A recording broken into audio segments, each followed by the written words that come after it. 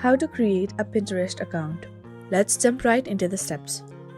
First, you want to go ahead and open Pinterest app on your phone. Here you want to go ahead and tap on Sign Up. Enter your email address here and then tap on Next. Here, create your password, then tap on Next.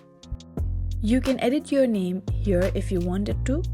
Then enter your birth date by scrolling the numbers and the dates up and down. After you're done, scroll down and tap on Next.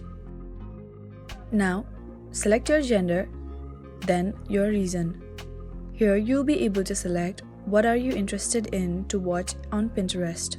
After you're done, tap on Meet Your Home Feed. As you do that, you have created your Pinterest account. So that is how you can create a Pinterest account. I really hope this video helped you out. Thank you so much for watching till the very end.